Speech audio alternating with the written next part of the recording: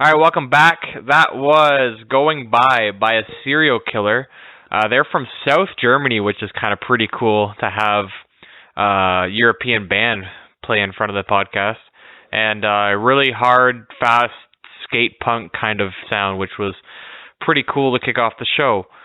So we're going to talk about the Blue Jays offseason today so far. Some big moves being made as far as the team that we criticized for not spending money. Before we dive into that, I just want to remind everyone to like, comment, review, subscribe, blah, blah, blah, everything you can to try to help the podcast numbers. And follow us on social media at OFS_podcast to get kind of like your first look at episodes before they come out, just because like I kind of talk about what we're going to be doing before it happens. So take a look at that. And as always, Robert, please grace us with your voice by telling us how you are doing today. Amazing. Just simply amazing. I forgot we were doing the podcast today. I'm sitting playing a PS4 and I get a message. Oh no, I get a phone call. Go turn the heaters on. I'm like, what? Forgot we were doing the podcast, so now I'm here in my pajamas. Robert's ready to have a lazy day. I kind of forgot. But it's alright. I'm here. We're good. Alright, so the Blue Jays off season. We're big fans of the Blue Jays because, Canada. And kind of in the middle of a rebuild. So I wouldn't have criticized if the offseason was quiet as far as players leaving or players going or coming. But quite a bit has happened, actually. A lot of surprising changes anyways. So I got a little list here of who's out and who's in, and then we're going to talk about it. So going out, we have Ryan Tepera, Devin Travis, Corey Spanberger, Luke Maley, Derek Law, Richard Urena, and the big one, Justin Smoke. I'm so glad we dropped Travis. Like, I forgot about him. I literally forgot about him. Like, what a piece of shit. Whoa. Easy. He's sitting on the DL. Get out of here. Can't help it, man. It's Tulo all over again. Get him out of here. I'm done. I'm mad. Coming in is Chase Anderson, Tanner Rourke, Ryu, I can't remember his first name, Sun Yamaguchi, and Travis Shaw. Isn't it Hi-Ren Ryu? Hi something Ryu. I know Ryu because Street Fighter. That's just about it. And he wears number 99, which is pretty cool. He does? I didn't know that part. Yeah. Nice from the Dodgers. I know he's pretty good. Ryu? I don't even know. All right, so let's talk about the players going out first. We're going to kind of run down and why they're out, what they did for us, and whether they were good or not. I'm going to miss Smokey. I'll tell you that right now. We'll get there. So first, Ryan Tepera. He was released. Well, he was designated for assignment. They were going to send him down. And certain players have contracts that say whether they want to report or not. Ryan Tepera refused to report. So they released him. That's basically, he just said, I don't want to go. So they said, okay, we'll release you. Ryan Tepera for a long time was really reliable. Yeah. He was a really reliable setup man to Osuna when Osuna was here.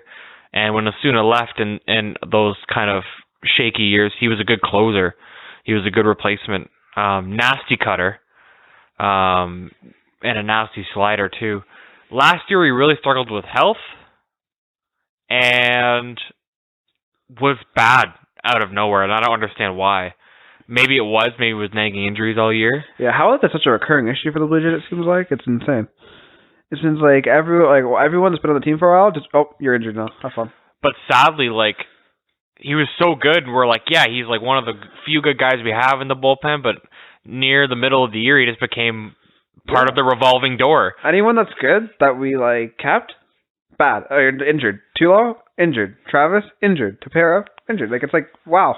Well, he never dealt with injuries until last year. I'm saying, he was usually pretty dependable. Anyone that was good, that we didn't trade away or got rid of during the rebuild, just got hurt because God hates us. So 2019 last year, he appeared in 23 games, which is pretty low as a reliever, only pitching 22 innings, and posting a 4.98 ERA in those 22 innings. Questionable. Which is kind of scary.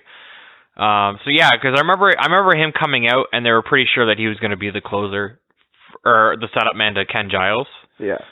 This year, and closer when need be if Giles needed a rest.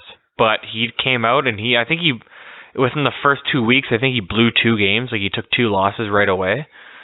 And because I think he finished the year, I don't have his record here, but I think he finished the year with like 6 losses out of the bullpen or something like that. Like, he just started like, he just started looking like Joe Biagini out there, and I was so confused onto what could possibly. Remember when they go see the Jays live in the hotel room, and Biagini came in to relieve both games nights and let up like 3 runs each night? That was awful. Like, I don't understand how someone could do that bad. Every single pitch he threw, I was like cringing. I was like, oh, please don't be out of the park. God. Which was weird to see Tepera do that. But thankfully, a team does see his career record, and the Cubs. He signed with the Cubs, I believe, to a 1-year deal with minor league options. So hopefully, I'd like to see him do good because he's been with the Jays forever. And also, you know, he's in the National League now, so if he does good, it doesn't really affect us. So, yeah, so I kind of hope he does good over there. You know what I mean? I mean, the last Jay to go to the Cubs was Minoru Kawasaki, and he won a ring after playing 1 game for the Cubs. He won a ring for bench warming. Literally, I'm mad about that. He literally warmed the bench. They win the ring. He's like, "Let's go!" Literally bench warmed the whole season. On to Devin Travis. He same thing. Took him off the DL. Said, hey, you're going to AA or AAA. You're basically going to start the year in the minors. And he also said, I don't want to do that, so we released him. Now, before you shit Devin Travis. Devin Travis was really good. I'll give him that. He was good. So good. He was good. Just, all right, no, he's not a piece of shit. His injuries are a piece of shit. And it's all legs. Knees. Yeah. His knees, I don't know how many times that one knee was operated on. Was it the knee too?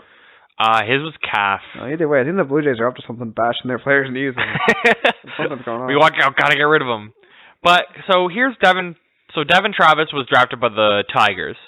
He was traded to us in the Derek Norris deal, where we got him and another outfielder. I think we signed Derek Norris and another outfielder. I can't remember the trade. The big 2 pieces were Derek Norris, a young pitching prospect, for Travis. Which seems like a good deal at the time, especially when Travis just started belting bombs. Travis was very good for a while. Belting bombs out of nowhere. So here's his career stats, just a little rundown on how good exactly he was, if you guys aren't familiar. He only played 316 games, which is over, I believe, 6 years. 5 of them he played. Or played in anyways, I don't know. He didn't really play. Which is, he had a 274 average, 35 home runs, and 153 RBIs. Now, there's a cool little, so I use Baseball Reference for a lot of my stat getting. Which is really, like, they're really good. They collect a bunch of weird stats if you're into that, or a WAR, or whatever. They also have this thing called 162 average. So if you played over 162 games, so if you played a full season, which, you know, most players do, they play in between 155 and 162 if you're an everyday superstar. Yeah. So here's what he would do over 162 games. He'd have a 274 average because that's his career average. That's just the way that works. Over 162 games. He'd have 18 home runs, 78 RBIs, and a 437 slugging. Wait, does his on-base show up in there? I had it. I don't have it anymore. But still, a 437 slugging out of your second baseman. Not bad. That's pretty damn good, man. Yeah, that's good. And 18 home runs. You know, you slot him into that either that number 2 spot or down in the order like number 6. What was his average? 274. 274. So on base would have been something like 330 or something. Yeah. That was good. I can't remember if he walked a whole lot, but he was good defensively too. 78 RBIs. Like, yeah, he was good. He would have been solid. He just couldn't stay healthy, and it's really unfortunate because I was really rooting for that guy. And he had such a weird batting stance, and almost everything went to the opposite field. I always thought, like, in every sense of, like, how he looked, not to be rude, talking about height. Sorry if you're short, but, like, short. I am. Huh? Thank you. How he played, he was like budget Jose Altuve. Yeah. Literally budget Jose Altuve. It's funny. He kind of played the exact same way. He was a short second baseman that had, like, weird power for some reason. Like, where'd it come from? You're, like, 4'4". And his feet would point weird ways in the box, and his leg kick was weird. He was cool. Everything was weird. Definitely, he was good though. And so whoever in the Tigers, wherever like the Tigers organization drafted him, saw this weird player and went, you know what? Whatever he does it. And then the good on the Blue Jays for not changing it. Like they didn't tweak with it too much, I don't think. Yeah, no, if it works, why change it, right? And he just worked. And as far as I know, he hasn't signed anywhere. He's still a free agent at this moment. because it's really hard to take like a chance on someone who gets injured so often. On someone who gets injured so often. Even if he's not like he's good, but he's not that good enough where they take that risk. I mean, think about the second base position. It's not a position like, yeah, you can talk about Robinson Cano or Jose Altuve, or, you know, there's been a couple of second basemen that apply power, but it's not usually a position of power. Yeah, but he's not even hitting with that amazing of power numbers. He's hitting with decent power numbers. Yeah, but think about 20 home runs and 100 RBIs. But if he doesn't play a game in the season, I wouldn't take that risk. I would not. I don't think he'll get signed. I mean, I think he will. He'll get signed by some like shit team like the Pirates. But no, I bet you he'll get signed. I bet you it'll be league minimum, like $100,000, or like maybe like $300,000, and then with like 3 minor league options, so they can send him down. And I think he just wanted out of the Blue Jays organization because he needs something new. Yeah, he either be playing in the minors or be a bench warmer. I don't see any current hit for him as a starter anymore. In the rest of his career, he's only 26. I don't know, like that kills careers. Some people just they start avoiding people like that, like the plague, because they have that bad rap now, and maybe he'd just retire. Remember what happened with Jason Grilli didn't get injured, but he did decently. Dude, Grilli was 40. He was? Oh, yes, shit, he was old. Yeah, I think he retired though, just out of the fact that no one wanted him either. It's so sad. I follow his Instagram. He's all about this and that. I'm like, this guy actually is going through a midlife crisis. I'm scared for this man. Never mind. Okay, not Grilli then, but either way, I don't know. I think the person you're maybe looking for is like Ricky Romero. Sure. So Ricky Romero was good. He pitched fantastic. Finished second in the Cy Young voting, and then the next year posted like a 6.5 ERA. And then the next year got hurt, and then the Jays sent him down to the minors. And then up until 2 years ago, he was still in the Jays minor league system. He never recovered. He was playing single A ball. Yeah, so never recovered. Their careers end stupidly early for such unfortunate reasons. He literally pitched 3 years in the MLB, 4 years in the MLB. 2 of them were good. But yeah, I guess he's young enough where if he plays in the minors, starts doing good, he has to work his way back up though. Travis. Yeah. Absolutely. Oh yeah. He has to work. He can't he won't go back into starting and start doing well. He'll have to grind again, which sucks because I imagine doing all that grinding in the first place and then just getting spat on all the way back down. It probably stings, bro. I agree. But he could do it. He's good enough. I agree. I think him and his agent took that necessary risk probably, knowing that, hey, if we leave the Blue Jays organization, we have zero cred. Whatever team we sign with, we probably, unless it's the Tigers and the guy that scouted you is still there by some miracle, you have zero cred going to a new team. So you're going to have to work your way back up. Yeah, for sure. But yeah. I don't know. He could probably do it. Again, best of luck to him unless he signs the Yankees or Red Sox, and I hope he does dog shit.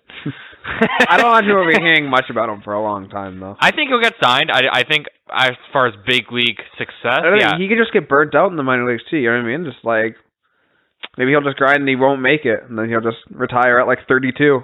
I think the only history with how we'll just have to wait and see. Also out, Richard Urania, as I mentioned. Now, a lot of people might be like, Richard Urania's not a big deal. He was supposed to be a big prospect, man.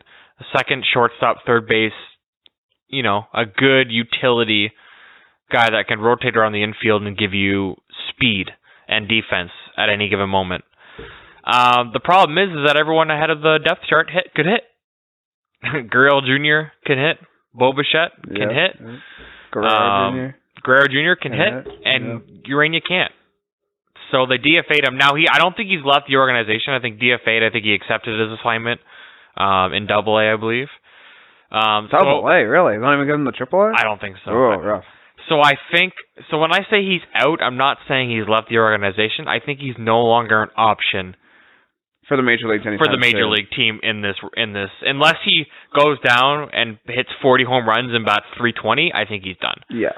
You know what I mean? So in career 91 games, he only batted 253. Yeah, that's not a really big sample size. With 2 home runs and 14 RBIs. Yeah. So it's not like he did terrible. It's just everyone ahead of him did better. Yeah. And I think hitting is valued just more than fielding and speed. I just think it's more important. Speed doesn't win you games, or hitting does. I mean, he's also a switch hitter. So, yeah, that depth, or that versatility. It's cool, but if you can do just as well as him only hitting from one side, then what's the point? And I think, like you said, not a big sample size. I think No, it's only 90 games. That's part of the reason why he hasn't done that good, is because you can only be good at the sport you play if you play it. You know what I mean? Sure. If you're not playing, it's hard to. What was the numbers in the minors? I don't have that. I guess no one really cares. Good enough to keep, like, they brought him up every September for the last, like, 2 or 3 years. Yeah, but, like, yet again, like you said, look at the other options we have. They're better. They are better. Even our bench, I think our bench, like, I just think he's just fallen out of, I think he... Yeah, I don't imagine a single player I would give up for him. Defense and speed, I think he needs to find his home on a National League bench where you can pinch hit or pinch run a lot for a pitcher. Yeah, I think that's his home now, and then I think true. Yeah, the American League is not made for speed. No, at all, or like small ball in general. They play home runs, triples. I mean, they don't bunt. Like I don't remember the last time I was going to sack a bunt in the American League. It doesn't happen. But I don't agree. Like sack bunts in like almost all situations, I think are kind of bummers. I don't know. I feel like it's much better to take the risk most of the time. Okay, maybe sack bunting at a third on no out. I get that. Sack bunting someone the second? What? No, I can't. I cannot wrap my head around that. Yeah, because you're not a sack fly away. No, yeah. You've got one out. Not unless you got someone like I don't know who's fast. Oh, like Hamilton. Billy Hamilton? Yeah, who's literally only used for speed. He's a walking pair of legs. Dude, he scored from second on a sack fly last year. Exactly. Unless he's on second, you're not scoring him. So no, don't sack bunt someone at second base. It pisses me off. No, I agree. But anyway, he's not made for the American League. I think if he finds himself a home on the National League, then again, like I said, he's not left the organization yet. He is still in the organization. I just think the Blue Jays have gone, like, we're not going to go out. Especially with how the team's looking to shape up. We're looking to be I think we're going to be competitive quicker than people. Yeah, and we're not looking to be like a speedy, base-stealing, bunting team. I'm more of a hybrid player, or hybrid, thinker. Like, I like having options. Yeah, I'm saying it doesn't look like the Blue Jays are opting for that. If you look at the lineup, I think they've got it open-minded with Charlie Montoyo as manager. I think they're thinking about it because John Gibbons was live by the die ball or long ball. Yeah, it's not like the 2015 Blue Jays where literally our whole lineup was sluggers. That's the way Gibbons played. Yeah, we went over 2015. We had Bautista, Edwin, Donaldson. We still had Smoke, who literally was swing and miss or hit it 400 feet to left field or right field, depending on what side he's hitting on, I guess. You know what I mean? Like, we literally were just sluggers. So that was looking to be a lot of average and on base, which I like. Like, Bo Bichette, he didn't hit a ton of home runs. Like, he hit decent home runs. Nothing that, shattered numbers, but he had good on base and good average. He was a hitting machine. And he's our number one star right now, for sure. He was a double machine, man. Bo Bichette? Oh, yeah. When we had Rowdy Tellez came up, he was a lot of slugging, but not tons of home runs, like doubles. Actually, never a triple. The guy's a little bit too big for that. He kind of fell off near the end. He did, but I still think he'll be good. He has time to if he develops. readjust. He's not old by any means. He's 25, I think. Yeah, and Guerrero he's a slugger. He hits home runs. That's I think they can work with him. I mean, once he gets to the gym, goddamn. You told me he never lifted a weight. I'm watching some videos of him working out though. Finally, I think he'll be a lot better. I'm just saying. I'm glad that I'm glad we're still living by the hitting. I think hitting is much better to play around than fielding. Mm-hmm. I agree with that. 100%. But I'm glad we're not going just for the long ball anymore. So yeah, that's kind of why Richard Urania has kind of deemed it an option. And finally, the big one leaving is Justin Smoke. Sad, bro. He was good. Once he had that big season, I was actually happy to have him on the team. So if you guys are unfamiliar with the Blue Jays, if you're a fan of a different baseball team, and you don't know Justin Smoke that well, he used to be absolute shit. Oh, yeah. He used to be so bad. He would put up he was a glove. That's all he was. Oh, he was good defensively for sure. Yep. He's always been a good first baseman, which I find it's a hard position to really show talent in, but he did it. You know what I mean? Though it's hard to show off at first base. You catch the ball. He had good moves for a big guy. He wasn't fat. He wasn't a normal. No, he's just tall and he's kind of. He was tall and built. Yeah, for sure. Which is it's hard to maneuver a lot of that muscle mass. You know what I mean? Yeah. Not a nimble guy. It was time for him to leave, though. It just sucks because it was so cool seeing how he developed. Because he popped off for what was back during 38 home runs. Smoke. He used to have a shitty average. He used to be like 230, 220 throughout the whole season, which isn't very good. But he'd hit 20 home runs. But he'd hit home runs, and then he was like, okay, I guess he's kind of. And since he's so good at first base, it's like he has enough worth to where you can keep him on the bench, or not on the bench, but in the starting first position, because who else would really have? Or you can throw him at DH. Or DH, yeah. But then one season, I forget, what was that? 2 seasons ago? It was their second postseason, 2016. 2016, so 3 years ago. Oh, 4 now. 2020. Let's go. And he just like, oh my God, he went ham his average shot all the way up to actually a good number, and he kept hitting home run. I think he batted like 285 that year. Yeah, he did really good. I think he stopped going for the close your eyes and swing technique. I think he opened those guys for a season. Incredible. The thought process on this lad. Yeah, and that's right after they signed him to what? It was the 3-year. It would have been the 3-year or 4-year contract. Yeah, and he didn't do as good in that season as he did in the next ones, but he still did good. Way better than he ever did. I remember when they signed him, I went, what are they doing? No, I was like, let's go. I was riding the smoke train. I was like, let's go, Smokey. Nah, he did good. I was mad that they signed him to such a long deal. Who else did we have? Like he was literally our star for a couple of seasons. Once Donaldson went away? After everyone left, yeah. Yeah, he was our star. Could you imagine? Who would have thought Justin Smoke would have been our star with our lineup? After everyone went away, oh, Smoke! He was all the commercials and shit. I was like, what happened to us? And then, he just started hitting, man. So his Blue Jays stats, he played 684 games for the Blue Jays, which is crazy. How many? 684 games, which is crazy to think he's been here that long. He's an old guy, for sure. He's 32, 33. Yeah, but he's not young. No, well, he's not old either. Veteran is what I mean. Yeah, there we go. He's played for a long time. He had 117 home runs for the Blue Jays, 321 RBIs, a 237 average. But that's because of all those years where he was just like terrible. Yeah, if you look at the recent years, what would his average be? Do you think the recent 4 years? Probably around 260, 270. I would say 250. Yeah, which is with that many home runs too. Yeah, that's absolutely amazing. Because 250, I think, is probably the average. Yeah. Nowadays. Yeah. I think it went down a little bit once the pitching got so good. And to also hit home runs, that's a solid player right there. Yeah, absolutely. That's a good 5-hitter. But what really stepped out at me, is his fielding percentage with the Blue Jays, and how he does not want to Gold Glove at first is a damn crime. There's just some really good ones. We always kind of got shafted with that. Pilar in center would always get outside Big Kiermaier every year. That's why I think they should bring back the 3 outfielders, not 3.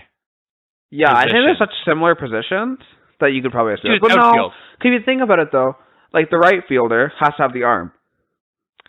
Yeah, but that's not no one cares about the center fielder's arm. That's not always attributed in the Gold Glove. Yeah, not always, but I think they're just different enough. I think left field is where you put your shittiest fielder in general. That's exactly where you put your worst fielder. So yeah, because I don't think you really. But that gives a chance for those shitty left fielders to because shitty people shouldn't be rewarded. So never mind. I agree, but I can see why they don't at the same time. Because I'm pretty sure that's how they do the Silver Slugger. It's not done left, center, right. Because yet again, there is no different way to hit on different positions. Yeah, you just hit the same if you're center, left, or right field. You play defensively different. Center fielder usually look for those flashy plays, big dives, a lot of range, speed. Right fielders look for the huge arm, and left fielders if they can catch the ball without falling over. Smoke's fielding percentage with the Blue Jays, .997. He only committed 18 errors as a Blue Jay. How does he not want to go Glove? That's incredible. It's just I'm saying I don't think people care about first base defense that much. For the Gold Glove, they really just close their eyes, hit a guy, give it to him. It sucks because it's so undervalued. I don't get it. Who won it this year? Matt Olson? Yeah, I think Matt Olson, who is good. I get he's good, Robert. He's really good. But come on. Maybe he just got outperformed a bit, in those seasons. You know what I mean? Maybe they can't take all of the ones put together. It's just. I mean, I agree. He probably should have. Robert, his career fielding percentage is .996. He probably should have gotten one. His career fielding percentage is He's never been. There isn't a single season here. I'm looking at his stats right now. From 2010 to 2019, he's played 10 seasons at first base. That's less than one season. So he's played 1,132 games at first base.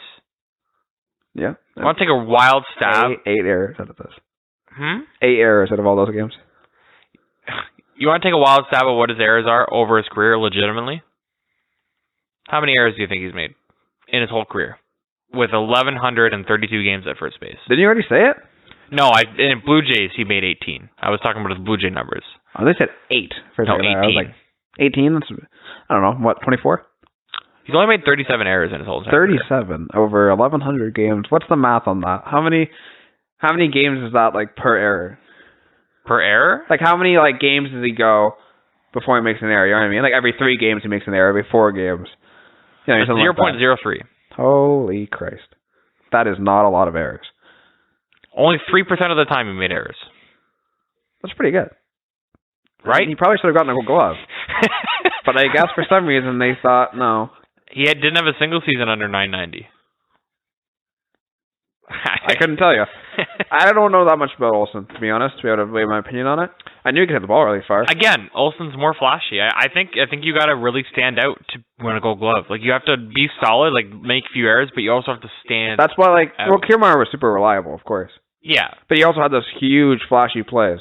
But think about it. Opposed from like some jumping plays because Smoke was tall and he could jump. Mm-hmm. Where can you really shine at first? You can pick the ball really well. Matt Olson would dive back to the bag. And he would dive a lot, like make a lot of diving stops. Where Smoke was just dependable. We wouldn't make errors. You'd pick the ball, and I feel like that's why they didn't trade him last year. I feel like they were like, "Okay, Vladdy's coming up. His defense is a concern, which we all know it isn't now. Third base, he really had some moves. moves. Played fantastic this year, and they wanted a dependable defensive first baseman to bail out Vladdy to keep his confidence up. Yeah. And I think that's a good thing about defensive assets. Like, these defensive assets need to be able to hold their weight with the bat, at least. Needed that. Absolutely. He did above that. That's why, yet again, with Urania, it's, you know what I mean? He was a really good defensive asset fast, but he couldn't hold his weight with the bat. No. So he doesn't make it. But Smoke did it. So that's why we kept him for so long. Even if people, you know what I mean, ragged on him, us included, ragged on him super hard year after year. So hard. But he was very dependable. He could decently hold his weight with the bat even in the bad years because he still hit his home runs. And he was incredible at first base.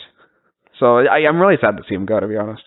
Big piece of, you know, the Blue Jays there for a long time. Yeah, I'm gonna miss Smokey. But it's a real good sign to say the Blue Jays are probably turning a page here.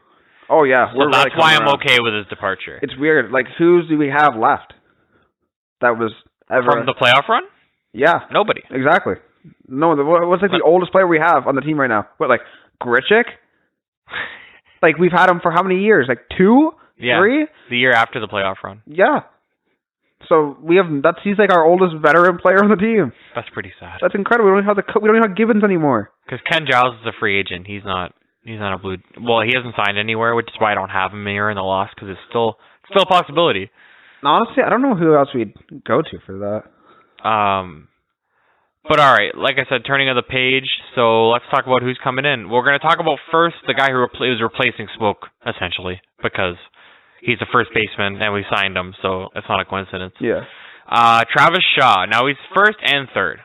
He's mainly a third baseman. But second went first. But first is not like he's not a stranger to first. Yeah, he's played quite a few games at first. Now his 2019 numbers. He batted 157 and he hit 7 home runs. Now, he only played 61 games. And I don't think a lot of them he played the full game. Well, what do you think his stats were before in the previous season? Were they good? So here's his career numbers. Okay. Let's get a look at that. Okay. 243, 99 home runs, 310 RBIs. Over how many games was this? Over how many games was this? I want to say not a whole lot. Because he's not an old guy. He's not young either. 2015 was his first year. He's only played 592 games. He's only played 5 years. The home run numbers are pretty good. His RBIs is what sticks out to me. 310 RBIs and... Oh, yeah, that's really good. You know what I mean? Yeah. 310 RBIs in 5 years. Those numbers stick out to me. Mm-hmm. And a 243 average, I always find RBIs a tricky stat, though. Terrible. You know what I mean? Because sometimes RBIs are, like, basically handed to you. You know what I mean? Sometimes you'll crank a triple with no one on base, or you'll crank a triple with everyone on base, and it's between 4 RBIs, or 3 RBIs. RBIs are tricky, man. It's clutch. It's a clutch stat, essentially. Like, how many heels do you drive in? How many runs do you attribute to your team? Clutch. It is. I don't know if I believe in clutch. All right, whatever. That's a different conversation, my friend. That's like a baseball philosophy conversation. Those are not. Those are fun talks. I personally do, but so yeah, I think this signing is more on what he can do in his career or what he's done, and the fact that he's not old. We only signed him to a 1-year deal for $4 million. He's a plug, I think. He's a replacement for Smoke. That's all he is. He's literally a plug. Remember? Oh my god. I'm just thinking back to that one baseball, the hockey one, or baseball, one video calm down, Robert. English, holy moly. Hockey video, where the guy calls the other guy a plug. It's this one video, and these guys are arguing on the bench, and one of them is a plug. He's some, farm team call-up. And the veteran player goes back, he's like, go back to the minors, you fucking plug. And I'm like, that guy's dead. He has a heart attack on the spot and dies, the other dude. Incredible. Yeah, Shaw. I think Shaw's gonna, because they're still exploring Rowdy Tellez at first. I think Tellez. His defense is a talking point, and his ability to hit against lefties is a talking point. Travis Shaw is a left-handed hitter as well, but Travis Shaw can hit lefties. He's proven that lefties. Not last season, he couldn't 150 average. Hello. Well, he couldn't hit anybody last year. True. 1 year, $4 million. That's a 1-year contract. Yeah. If he's shit, we can trade him. That's a small contract that people will be willing to take on. A National League team looking for a bench player again, or we release him at the end of the year and never see him ever again. So literally, it's a good chance just to a take. plug for the year. See how he turns out. If Not a lot of risk. No. Chance for quite a bit of reward if things go well. It's solid. Obviously, 310. Like I said, that's a big talk with 310 RBIs. He's one of those 5 years players that can go either way, right? He's shown that he can do well, but he's struggling. So it's whether or not he makes it through this that'll prove if he stays on the team or not. I can't wait till he hits his first home run as a Blue Jay and it's his 100th career home run. I find that so funny. That will be cool, yeah. 99 home runs. That will be neat. Be exciting for him for a couple reasons. So yeah, he's gonna probably split time either at DH or first with Tellez, or if Vladdy needs a night off, third base. Yeah. Because we really don't have a whole lot of people that are comfortable at third base at the moment, other than Vladdy. Like, Bichette's played there before, but shortstop and second are his home. Gurriel Jr., we moved him to the outfield. And he did, his defense in the infield was outfield guy is insane playing, he's left field, right? Yeah. He's I've never seen a left fielder do well, but he does it. He really does it. I mean, it just sucks with our options. Well, no, who do we have playing right field? Grichuk goes right field sometimes. Grichuk moved to center. A lot, yeah. And who did we have in right field last year? A couple people. I'm trying to remember. Oh, we have Hernandez too. Oh, I kind of forgot about him. Who would play left or right? Yeah, either way, Gurriel. Yeah, I'm glad we moved him to the outfield. He really shines there, and he can swing the bat. I really like him. Really like that guy. I'm coming around on him.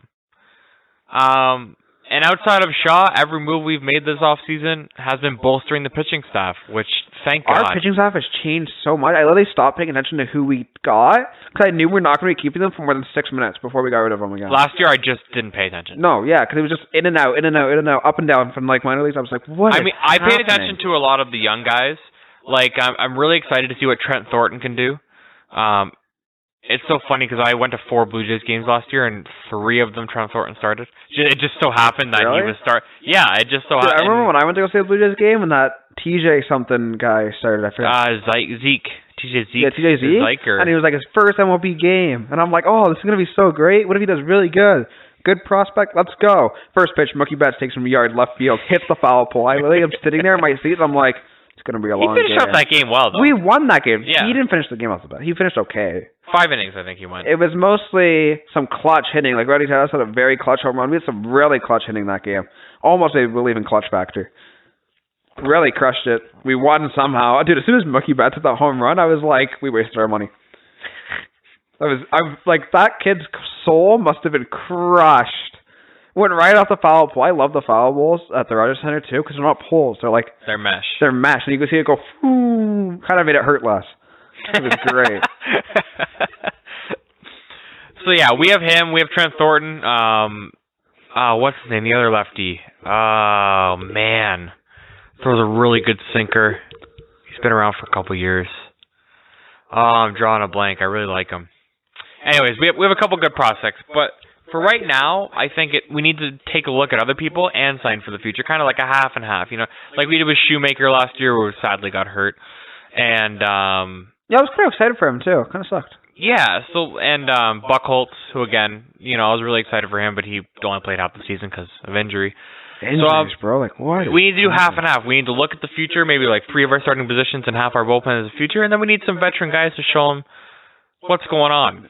You know what I mean? So you ever seen the veteran guys, like Shaw or whatever, who are just kind of there. They get us through, right? We got to plug in holes every so often when we don't have anyone. So you pick up those players. Yeah, they provide that veteran factor to talk, like, you know what I mean? For the locker room and all that, morale stuff, lead the guys. But they won't, be there when we're great. When we come to fruition fully, they're just there to kind of get us through. Because we won't keep them forever. Their contracts are either going to be, too much. Well, Shaw's isn't, actually. We have to keep Shaw around, but I don't imagine we will. I don't think it's going to work out. It all depends. And, I don't know if Rio stay around that long.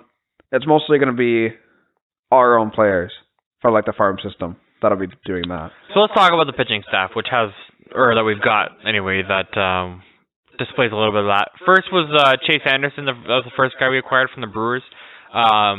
He was traded for, as I mentioned before, Spanberger. He was a first base prospect. He's going to be a good player, I think. At first base, we just don't have a room for him. It's going to be Tellez, or it's going to be a free agent, or it's going to be Vladdy in the future. There was just no chance in the future of him coming up here and doing something. So Milwaukee wanted a prospect. That's him. Get rid of Chase Anderson. Cool. Last year, 4.21 ERA. It's not god-awful. Not the best. He went 8-4. That's a promising record. But Milwaukee was good, right? Records can hide something. Yeah, exactly. That's what I'm saying. The ERA, you much rather look at that over the record. Because you could win a game 12-11. Very possible. So he's been a starter for most of his career. Over his career numbers are pretty good, pretty promising. He's 53-40 over his career. So 13 different. That's pretty good. And under 3.94 ERA. So decent. So he can do it. He's not a bad pickup. And for one prospect that was never going to make our team, yeah, sure. For sure, yeah. We need pitching and people that aren't complete horrendous bull poop. He does that, you know what I mean? Anything that's not a 70 ERA, we'll take. Gladly. And he's not terrible. No, you know what I mean? He's shown that he can do it. Let's see. He's played for Milwaukee for most of his career. Arizona the first couple of years, but every year, let's see. He's in around 150 innings every year, which means he stays healthy. Yeah, healthy is a big thing. We just need people that can play, do their job, just good enough, and stay healthy. For God's sake, just stay healthy. Christ. What's your phone battery at? Sorry, a little interruption here. 11. Oh boy, okay, mine's at 7, so hopefully they both make it through here. Because if mine dies, I might need to take yours to continue my notes here. Yeah. Sorry guys, sorry for interrupting. Okay, next was Tanner Roark. Whoa. They really hyped him up. Roark. Big hype on him. So he was good. We signed him free agent wise, 2-year, $12 million per. So that's a pretty decent contract. Big contract, yeah. Guy's not making a small bank there. He had some really good years with Washington when he first was up and coming. With Washington, he was their number 2, number 3 every year. He was pretty good. Now he's since moved on from Washington, which bad timing. They just won the World Series. So good they won the World Series. So last year he played with the Athletics.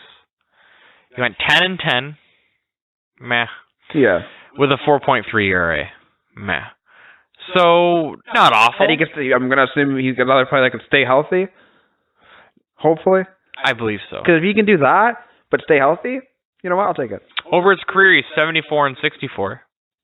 Yeah. So again, a 10-win differential, and he's got 3.7 ERA.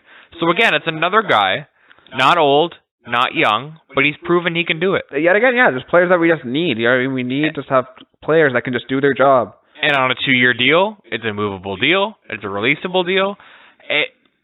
The Blue Jays front office is making smart deals. I'm glad we're not making huge commitments. You know what I mean? On these veteran players. I'm saying they either can stay if they start doing really good, and if they don't, then they're just here to get us through to when we do start doing good. On that note, on the serious commitment to veteran players, we have Ryu.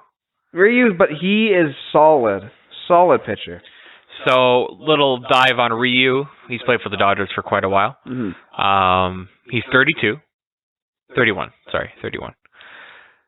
Signed a 4-year deal, $20 million per. This guy's not fucking around, and neither is Rogers. $20 million per year over the next 4 years. Thank God there is no salary cap.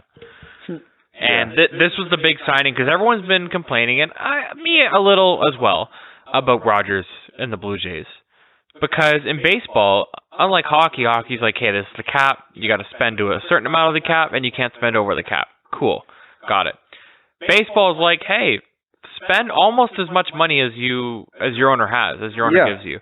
Almost as much, because there is a soft cap where you go into luxury tax dollars. Yeah, but if you can afford to go to that, you'll probably pay the tax as well. Like the Yankees. Yeah, baseball is a sport controlled by money.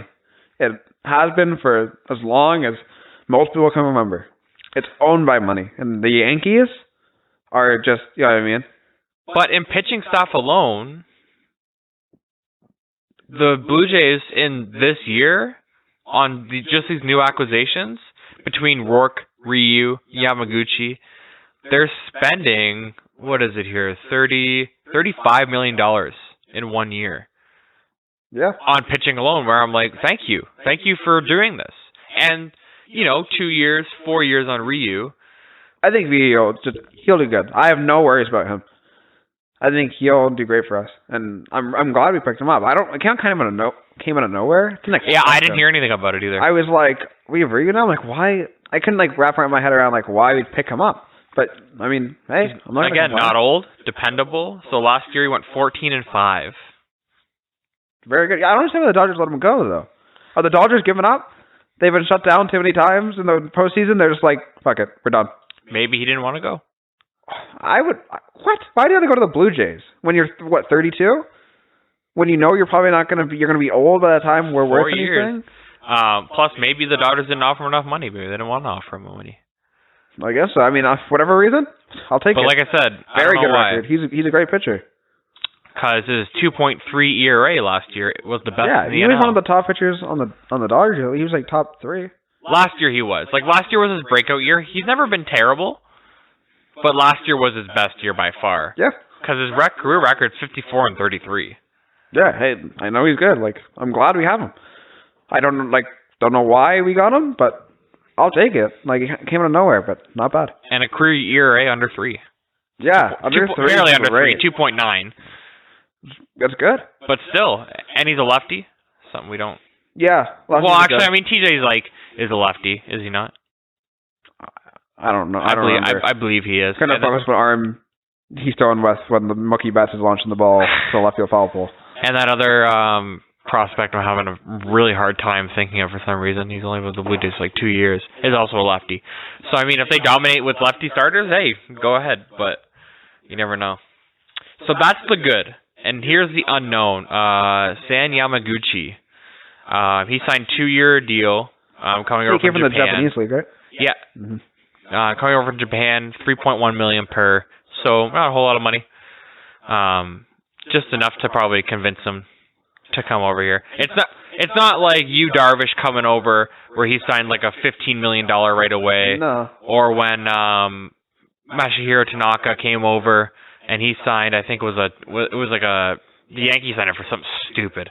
It was $20+ million right away for 6 years. Tanaka's good. Good, yeah. So he's not one of those players where everyone's where there was half the league looking at hyped up over him. But looking at signing I think the fact he's from the Japanese league and he's good enough to for us to sign him to come over here means he'll be good. I don't know. I know it's not true, but for some reason in my brain I'm he's Japanese. He's gotta be good.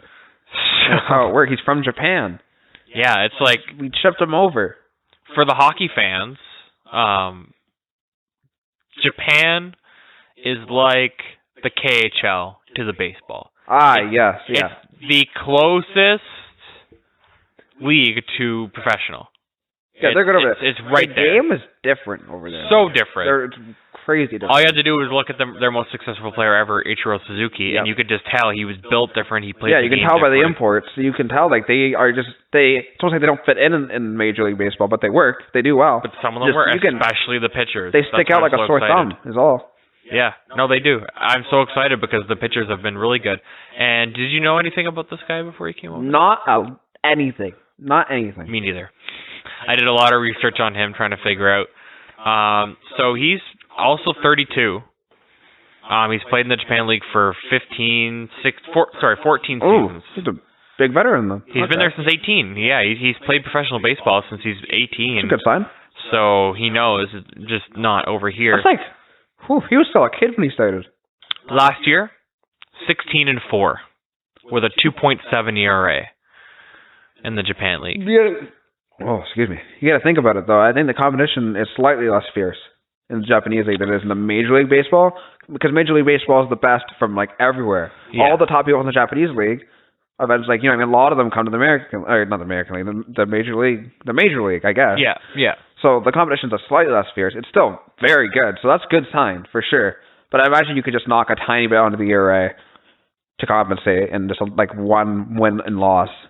So over 14 seasons of Japan League ball, he went 65-58 as a starter. So good. That's, again, if your wins are higher than your losses, that's good in my mind. And if they're like over 10 more, then yeah, solid. You've played pretty good. And his ERA is 3.3. What was it last year? 2.7. Oh, so he had a good year last year. That's a good sign. Yeah. And again, low risk contract, 2 year, $3.3 million. Yeah. And if you do good in the Japanese league, you'll probably do good in the major leagues. Yeah. Basically, you know what I mean? Or at least be competitive. Like there's very for sure be competitive. Yeah. Especially pitching. Pitching doesn't change. How you pitch changes. Like how you attack certain types of hitters, because there's not too many power hitters over in the Japan League. Yeah, it's all that like slap contact. So coming over to the American League, especially American League East, and dealing with people like Stanton, Mookie Betts, JD Martinez. There's nobody good in the Orioles. Hey, Trey Mancini. Trey Mancini. They have him. He's their new Manny Machado. But dealing with these big hitters is gonna be an adjustment. It'll be tough. That's the only thing I'm worried about. Because every star in the American League hits with power. Everybody. Single one. There's not a single just straight contact star.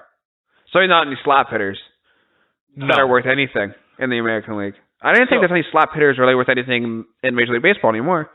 There used to be a couple here and there that were good, but no one really slaps anymore. It's either you spray the ball, you know what I mean? You spray it around, or you pick pull. Slap hitters are so much fun to watch, though. They was so weird. They attacked the game differently. They kind of swung like downward. They're not downwards, but they kind of just like, they didn't swing. They just kind of went like bonk, slapped it somewhere, literally slapped it, and then just boom, down first base with fire streaking down the baseline. I was like, what is happening? I remember watching Ichiro play, and it was so fascinating. It's incredible because it's almost like they're playing differently. He stepped towards first base and opened up his front half. It's like you're drag bunting with a swing almost. Yeah. It's incredible. And he hit over 100 home runs in his career. Oh, yeah. He was good. He's legendary. Because people would be like, oh, we'll pitch him inside to try to avoid the slap, right? But the thing about that leg kick on Ichiro when he stepped towards first base was if you pitched him inside and he opened up his front half and he got in front of that ball, right down the line, it'd clear the seats. Yeah, I don't imagine right down the line. Shots. No, but it would leave the bat with velocity. Oh, for sure, yeah. Especially when he got in front of it, right? It's not that he couldn't pull the ball. That's how he played the game. Which is weird because it's almost like they're playing it with I don't know.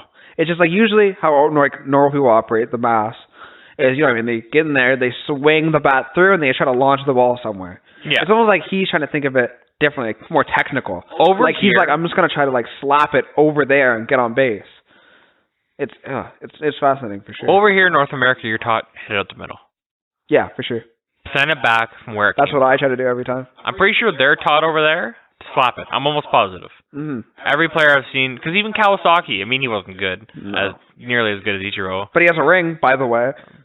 But he slapped the ball. He did the same thing. He didn't pull the ball very often. Yeah, no. Unless he had to. And there's nothing wrong with hanging out the middle. It's a solid strategy. God, no. They're both very good strategies. That's the strategy I have when I go to the plate. There's a reason why they both work. I think slap's probably harder to pull off. I think you have to be in the right mindset to slap. I think hitting it normally is easier to pick up because it's more. Yeah, I mean, if someone doesn't know anything about baseball and you put them at the bat, they're not going to be slapping. They're just going to swing at it. Yeah. So it's easier to do, but they're both just as good. So, one more note about Ichiro before we go back to the person we actually do have. I remember watching Ichiro pull the ball. When he got in front and pulled the ball down the first base line, he was getting a triple. There was nothing you could do to stop him from getting that third base because he was at second by the time he picked up the ball. Yeah, he was fast, and it probably gets somewhere in the corner if you're hitting that hard and low down the line. For sure, because it'll land before the guy gets to it, and then it'll probably have some of that like curve on it, right in the corner every time. But yeah, I think with Yamaguchi translating from Japan to here, if you have pitching stuff, you have pitching stuff. So I think the big hump will be him learning how to attack power hitters, and that's on the Blue Jays pitching staff. And Charlie Montoyo, as a former catcher, I believe can do that. Was he a catcher? I think he was a catcher. I have no idea. I don't really care. He played baseball, and I think he can help, is what I'm trying to say. Yeah, they'll have to really prep him for those power hitters. I bet there's a couple in Japan for sure. So they put to tell him, this guy, everyone is this guy. Like they just take one of the power hitters and they'd be like, you know how you attack this guy? That's 90% of the players. So I think if his stuff can translate, he'll have no problem. So the 4 pitchers I just named are all starting pitchers. Good. Our starting pitching after we lost everyone. Good. We lost Stroman, lost Estrada, lost who's the other one? Sanchez? Yep. Sanchez, and there was one more. Oh, Hop. And who was the last one? It was never anyone big. It was always just someone. Prospects. Yeah. Somebody. So that'll be good. Who do we have in the 5 spot now, though? I think spring training is going to be real interesting. Oh, we're going to try people out? I think it's going to be a battle. Either that or maybe Chase Anderson. Maybe not all these guys. Maybe a guy like Chase Anderson who was a trade piece. He might have to battle for a spot. Because we're not trying for a ring this year. No, you got to remember. It was like experimenting with who works, who doesn't. You got to remember that these guys are veterans. But the kids that are here aren't going anywhere. They're still competing for those spots as well.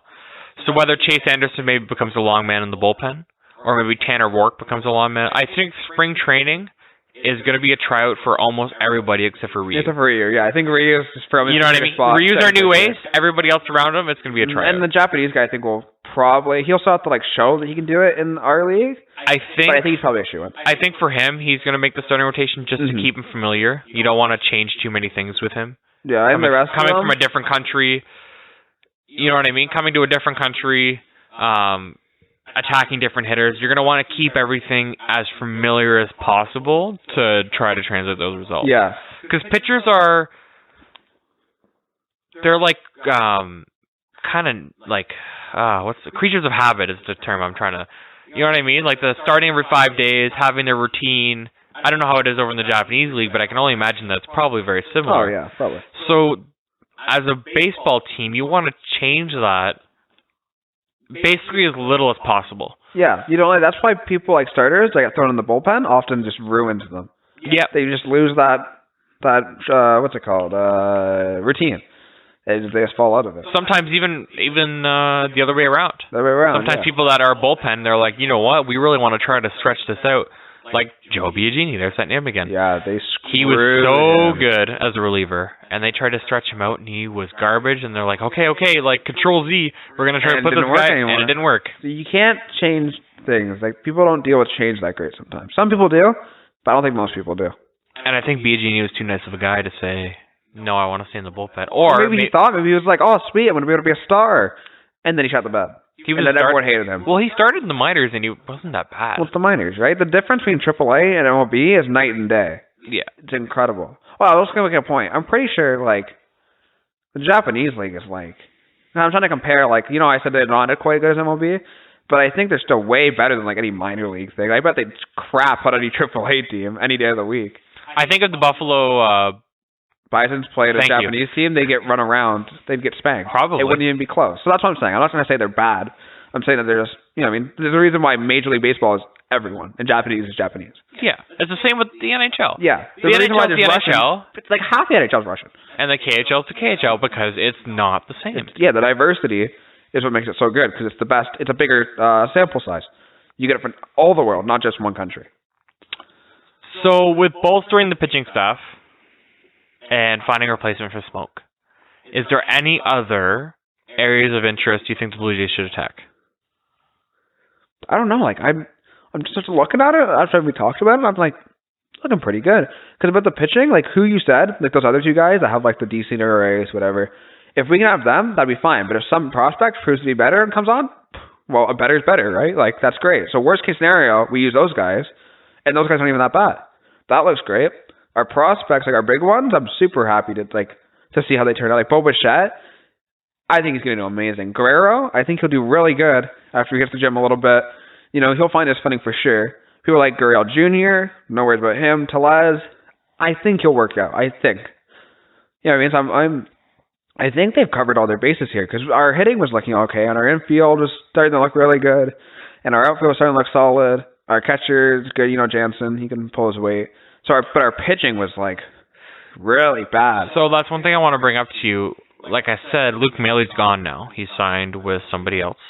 Yeah, I don't miss him. So who do we see slot in with Jansen, do you think? You think it's going to be Jansen and McGuire? You think we're going to go with an all-rookie catching staff? Or who else do we have? Like, probably have to call it McGuire and just hope. Unless I've missed something, I don't believe they've replaced him with somebody. No, they'll probably just call it McGuire. I mean, Jansen's had his games in the MLB now. He's someone that got it. Ryan Baraki. That's the name I couldn't remember. He's a starter. That's the one I was trying to remember. We also still do have Shoemaker. Yeah, but because the Blue Jays rotation literally has on the depth chart literally has 8 people right now. They don't even MLB.com has no idea who's going to be their starting 5. That'd be good if Shoemaker, if you can put him back in, he's good. He was good. Well, obviously he's great. He was starting to resurge, and then something happened. We also still have Brandon Drury. Oh, yeah. So here's who the MLB has listed on their depth chart. And here's who's probably, I think this is based on their 40-man roster. And who's probably going to be showing up to spring training. So notables in left field, we have Gurriel Jr., Derek Fisher still, from trade last year. Billy McKinney's still hanging around, and so is Teoscar Hernandez. Center field, they have Hernandez listed as number 1. Jonathan Davis, Big Daddy Hacks himself. Anthony Alfred as well. So we still have some prospects. I would like to see them do something with the outfield. Just because I don't think Davis or Alfred or Fisher or McKinney are going to be good. No. I think from what I've seen... I think Grichuk, keep him, definitely. I think our outfield needs to be Gurriel Jr., Teoscar Hernandez, and Randall Grichuk. Yeah. In whatever order you feel like. Yeah. But we need people on the bench. We need people... And maybe that's where Billy McKinney can slot in. Maybe that's where... He's just fast, right? If I remember correctly, that's all he does. He just kind of runs. I mean, he had a couple home runs last year. Yeah, I think he had 11 last year off the bench. It's not terrible. I remember, the best, if you want to talk about clutch hitter we had on the bench was, oh my God, I'm trying to remember his name. Zico Carrera. That's who you're trying to think of. Yeah, Carrera. Yeah. Every single time you pinch hit with this guy, he did a dinger. You put him in the starting rotation, you go 0-4, 3 strikeouts. It made no sense. But I'm like, whenever he got pinch hit, I'm like, this ball's, it's gone. And it went gone half the time. This guy's the best pinch hitter in the history of baseball. But you put him in the starting rotation, he literally could not swing the bat. It was a phenomenon to me. At third base, the depth chart is Vladdy Guerrero Jr. Yeah. And Brandon Drury. Yeah, so Vladdy will start. Shortstop, we got Bichette. Bichette will start. And Bichette. Yeah, it's Bichette. Second base, you have Kevin Biggio. Oh, yeah, Biggio. I forgot about him. He's good, too. I thought, and he's really good. He's really good. So our infield's figured out. Yeah. Our infield, we're going to go with the first base, we got Shaw, and if need be, Tellez. Yeah, I think our infield's figured out. I think we're going to run with the young guns, Vladdy Guerrero Jr., Bo Bichette, Vladdy didn't do bad either last year. He was reliable. He hit 274, right? Yeah, 18 home runs, I think it was. Yeah, so he did solid. Bichette played unreal. He bat over 300, had his home runs, had his slugging, had his on base. Actually, and Kevin Biggio near the end was starting to tear the cover off the ball. Pelez can hit, and we have Shaw now, so Shaw will be in there. Our outfield's pretty good. I think our outfield's the most up in the air as far as we know we can rely on Gurriel Jr. We need to see what he can do over a whole season out in left field. I think he only played the last quarter, and Teoscar, we need to make sure his fielding. Teoscar's the one I'm most worried about of those three, though. Yeah, he's the least secured one because I know Grichuk's a shoe-in. Grichuk is. We signed him to that big 5-year contract. He's our plug for Kevin Pillar. Funny, he kind of has the same facial hair thing going on like Kevin Pillar and everything. I'm like, low budget Kevin Pillar. I think Grichuk is going to be one of our centerpieces of his rebuild after that 5-year deal. Yeah, he's one of those players that he hits a lot of home runs, and when he hits them, it looks good. His average suffered last year, but I think with a good team around him, he's good defensively too. I really like Grichuk. Yeah, me too. I love Grichuk. And catcher, it's listed Jansen. It'll be Jansen. Jansen's, not something you write home about. He's all right. I think, again, he's young. I think he can develop. I think he's the least exciting of our big prospects, though. When it comes to good prospects, he's not going to shine as hard as Bichette and Guerrero. Yes, and that's because of the piece on hitting. Because his hitting's not fantastic. No, it's not bad. Painfully average. But he was nominated for a Gold Glove last year, Robert. That's good enough. Yeah, I think catcher. Hitting is worth so much more. Not a catcher. A catcher, yeah, it's good. A catcher, you need someone that can block the ball, and you need someone that can throw people out. Yeah. And that's what he brings. And from what I've heard from the pitchers... There weren't many catchers that, hit the ball well, like Buster Posey did. Molina did. Molina still does. Molina, yeah, but... And you have Gary Sanchez, who can hit the ball 500 feet at any given moment. But other than that, it's really just a very defensive position. Yep. And I think Jansen will be able to deliver at that. Yeah. I think he's solid. You know what I mean? It's not like, you don't freak out, but he's good, yeah, for sure. So, that's all figured out. Everything's starting to come, because last year everything was so uncertain. You never knew who was going to play where next or who was coming in or up and down next. It was so all over the place. I'm really excited about this. But this year, everything, we've actually got our stuff together. We know where everyone's playing. We've got these new guys. We have a couple questions. But compared to last year, I was so uncertain about everything. With who we're calling up, you know what I mean? So now that everything's starting to settle down, it's looking good. I like it. So did you have an answer to my question, or do you think that... What was the question again? What do you think the Blue Jays need to do? Is there anything else you want to see? You want them to see? Want them to do this off season? After this stuff, I just want to see how it works. I just want to run with it, with what we've got right now.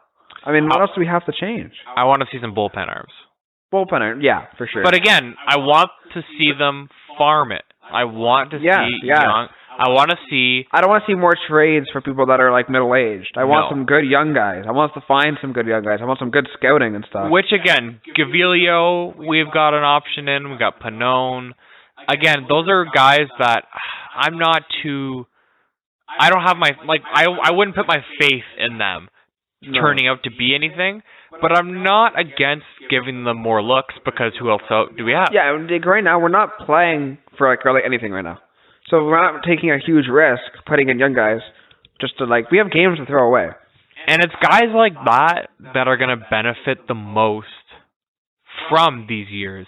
Because on any other team that was on the cusp of breaking out, they would look at these prospects and give them 2 years, and if they didn't turn out like Pannone and Gavilio have, they'd be like, okay, banished to the minors for life. Yeah. But the Jays are like, well, who else do we have? Why not give them a shot? Yeah, we have a lot of time to experiment. That's good. Yeah. And it's hard. You can't just, make prospects either, which, sucks. If you either, you have especially them pitchers. Or you don't. Pitchers are late bloomers usually. Yeah. So it's tough, you know what I mean? We're not blessed with, the best farm team like the Yankees are, where they turn up some new crazy star every year, because I don't know how they do that.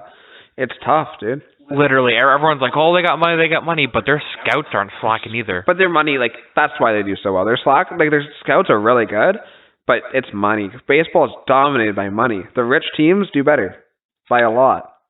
There are a couple teams that do it with no money because they're that good, but money is crazy in baseball.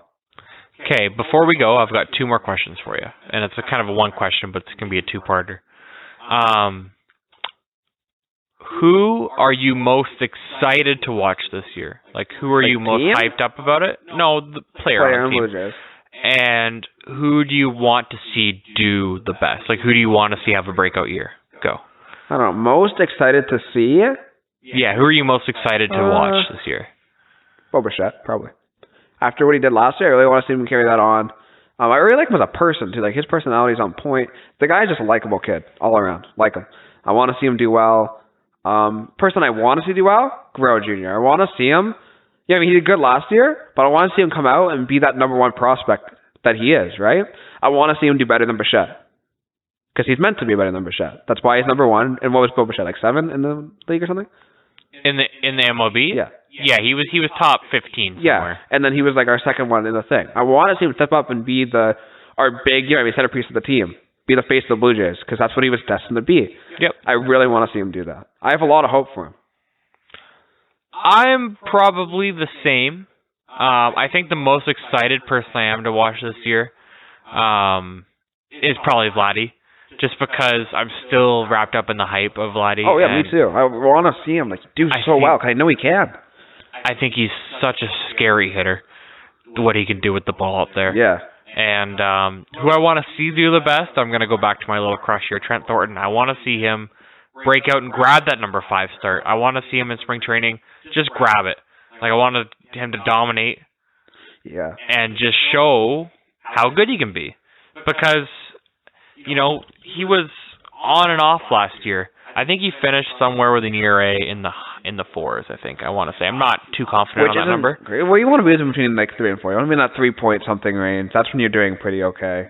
Yeah, or and then when you start being questionable. But out of the games I watched, and not even just going to see the Jays, every time I turned on the TV, it seemed like he was starting. I don't know how. I was just lucky. But he'd rattle off his first career start. I think he had 9 Ks. It's pretty good. I was there for it.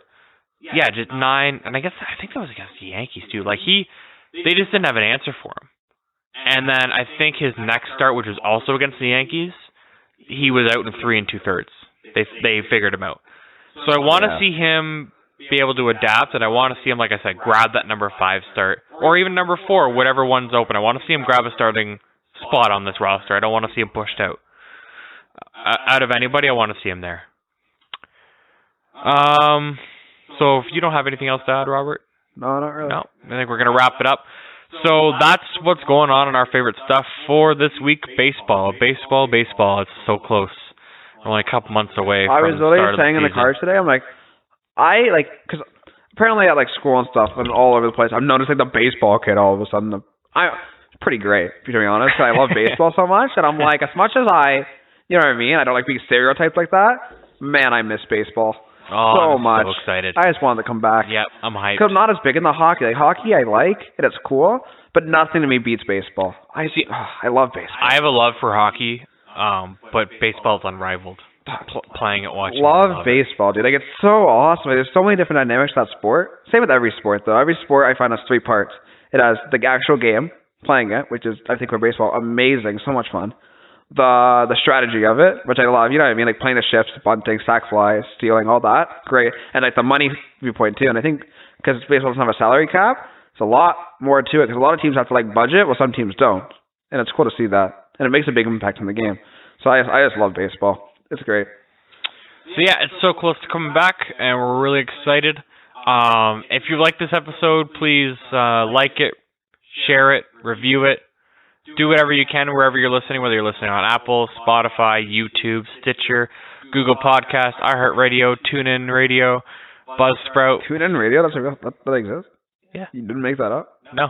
All right. I didn't make any of those up, Robert. No, I didn't think of TuneIn Radio? Yeah. I've heard the rest of them. TuneIn Radio / I've never heard of TuneIn Radio. Anyways. So yeah, wherever you're listening, do your best to try to, amp us up. Give us the hype. Get us going. I'm much appreciated. Yeah, honestly. And again, follow us on Instagram and Twitter at OFS_podcast. Also, be on the lookout for possibly a website, maybe a Facebook account, maybe something a little more personalized to you guys, because, I think there's a little bit of a disconnect between us right now, so I want to see if I can make that better for everybody. Anyway.